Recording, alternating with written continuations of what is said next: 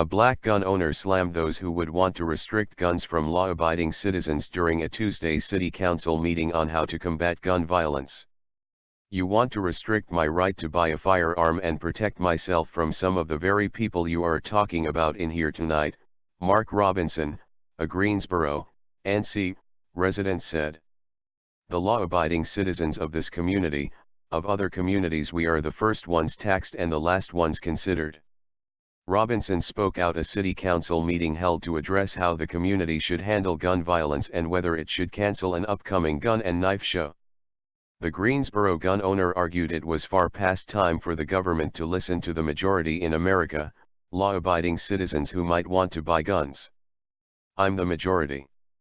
I'm a law-abiding citizen who has never shot anybody," Robinson said.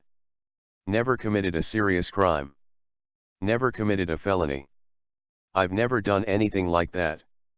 It seems like every time we have one of these shootings, nobody wants to put the blame where it goes, which is at the shooter's feet. You want to put it at my feet. You want to turn around and restrict my rights." Sassafras Court.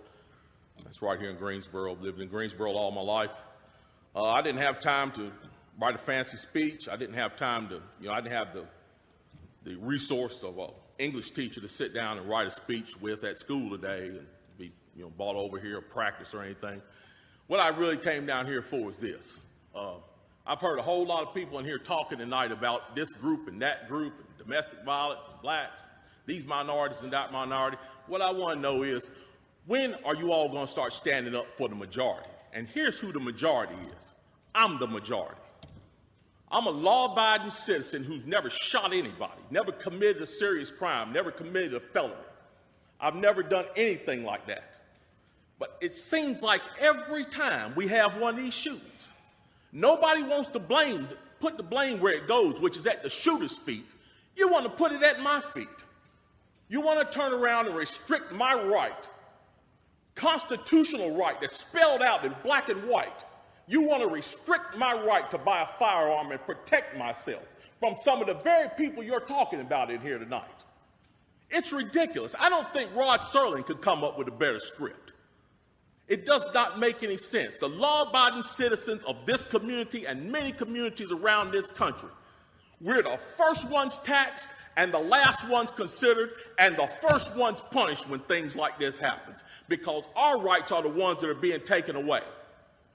That's the reason why I came down here today. Gun show or no gun show, NRA or no NRA.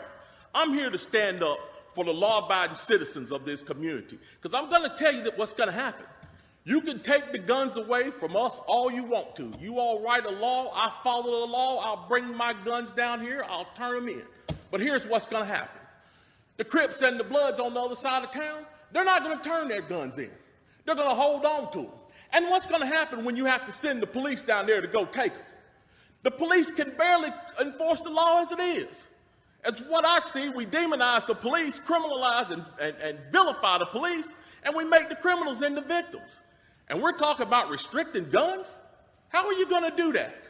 How are you going to do that when the police department's already hamstrung? You're not going to be able to go down here and take these guns from these criminals. So the criminals are going to hold on to their guns. They're still going to have them. They're still going to break in my house, and they're still going to shoot me with them. And guess who's going to be the one that suffers?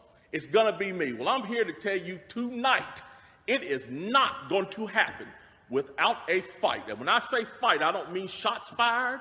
I don't mean fist thrown. I mean I'm going to come down here to this city council and raise hell just like these loonies from the left do until you listen to the majority of the people in this city. And I am the majority.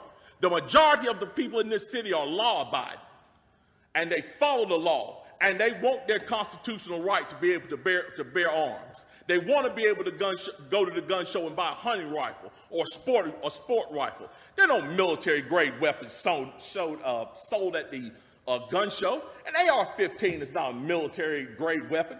Anybody that would go into combat with an AR-15 is a fool. It's a semi-automatic .22 rifle. You'd be killed in 15 minutes in combat with that thing. So we need to dispel all these myths, and we need to drop all this division that we got going on here.